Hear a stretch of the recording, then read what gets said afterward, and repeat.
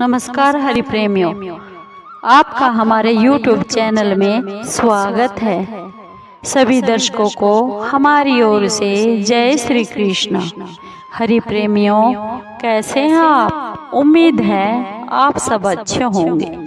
आइए आज की कथा सुनते हैं, आज का प्रसंग सुनते हैं। आज का प्रसंग है माँ तुलसी की संपूर्ण कथा, श्रीमद् भागवत पुराण के महापुराण के अनुसार। हरि प्रेमियों, उससे पहले अगर आप हमारे चैनल पर नए हैं तो प्लीज चैनल को सब्सक्राइब जरूर कर लीजिए और बेल आइकॉन को जरूर दबा लीजिए ताकि आप तक हमारे सारे नोटिफिकेशन पहुंच सके। हरि प्रेमियों, आपका एक भी सब्सक्राइब हमारे लिए बेहद मायने रखता है। आइए कथा को शुरू करते हैं। हरि प्रेमियों, तुलसी माँ से जुड़ी हुई एक बहुत ही प्रचलित कथा है। श्रीमद् देवी भागवत महापुराण में इनके अवतरण की बहुत दिव्य लीला बताई गई है। और एक बार भगवान शिव ने अपने तेज को समुद्र में फेंक दिया था। उसे एक महातेजस्वी बालक के रूप में जन्म लिया। यह बालक आगे चलकर जालंधर के नाम से बहुत ही पराक्रमी राक्षस राजा बना। इसकी राजधानी का नाम जालंधर नगरी था। दैत्यराज कालनेमी की कन्या वृंदा का विवाह इसी जालंधर राक्षस से हुआ। जालंधर महादैत्य था। अपनी सत्ता के मद में चूर उसने माँ लक्ष्मी को पाने की कामना से बहुत भयंकर युद्ध किया, परंतु समुद्र से ही उत्पन्न होने के कारण माँ लक्ष्मी ने उसे अपने भाई के रूप में स्वीकार कर लिया। वहां से पराजित होकर वह देवी पार्वती को पाने की इच्छा से कैलाश पर्वत पर चला गया। भगवान देवाधिदेव शिव का रूप धर कर माँ पार्वती के समीप चला गया, परंतु माँ ने अपने योग बल से उस राक्षस को तुरंत पहचान लिया तथा वहां से माँ पार्वती अंतर्ध्यान हो गई। माँ पार्वती ने क्रोधित होकर सारा वृत्तांत भगवान विष्णु जी को सुना दिया। जालंधर की पत्नी वृंदा अत्यंत पतिव्रता औरत थी। उसी के पतिव्रत धर्म की शक्ति से जालंधर ना तो मारा जाता था और ना ही युद्ध में हारता था। इसीलिए जालंधर का विनाश करने के लिए वृंदा के पतिव्रत धर्म को भंग करना बहुत ही आवश्यक था। इसी कारण भगवान विष्णु ऋषि का भेष बनाकर वो एक वन में जा पहुँचे, जहाँ पर पतिव्रता वृंदा अकेली घूम रही थी। भगवान के साथ दो मायावी राक्षस भी थे, जिनको देखकर वृंदा बहुत ही भयभीत हो गई।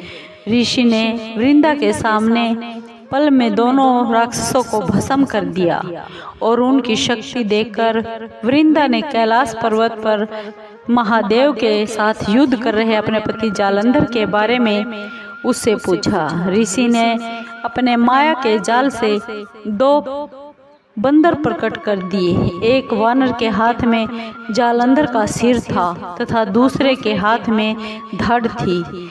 अपने पति की यह दशा देखकर पतिव्रता वृंदा मूर्छित होकर गिर पड़ी।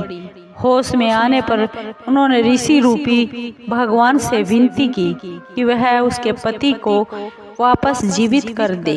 भगवान ने अपनी माया से पुनः उस जालंधर राक्षस का सिर धड़ से जोड़ दिया, परंतु स्वयं भी वह उसी शरीर में प्रवेश कर गए। वृंदा को इस छल का बिल्कुल भी आभास न हुआ।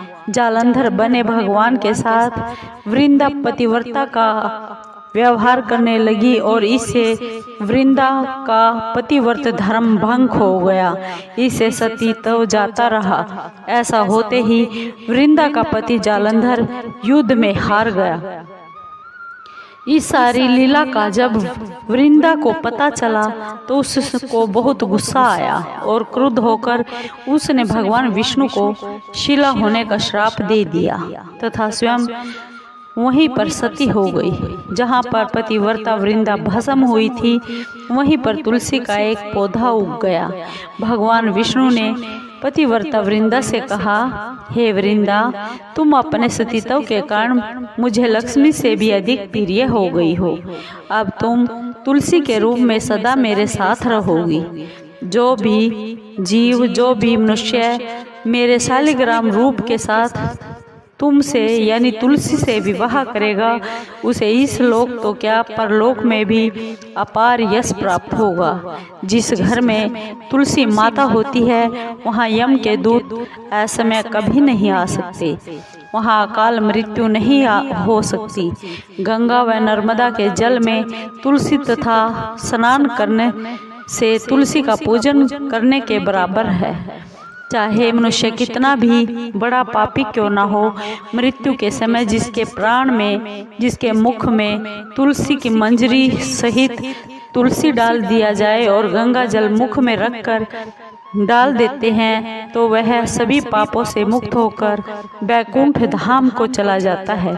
जो मनुष्य तुलसी व आंवलों की छाया में अपने पितरों का श्राद्ध करता है, उनके पितृ भी मुक्ति को प्राप्त होते हैं। उसी दैत्य जालंधर की यह भूमि जलंधर नाम से विख्यात हुई।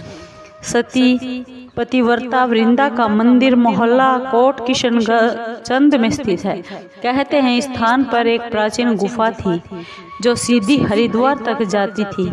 सच्चे मन से 40 दिन तक पतिव्रता सती वृंदा के मंदिर में पूजा करने से सभी मनोकामना पूर्ण होती है। हरि प्रेमियों, आपको ये माँ तुलसी की कथा कैसी लगी? अगर आपको अच्छी लगी हो तो प्लीज़ चैनल को सब्सक्राइब कीजिए, लाइक कीजिए, शेयर कीजिए और कमेंट ज़रूर कीजिए।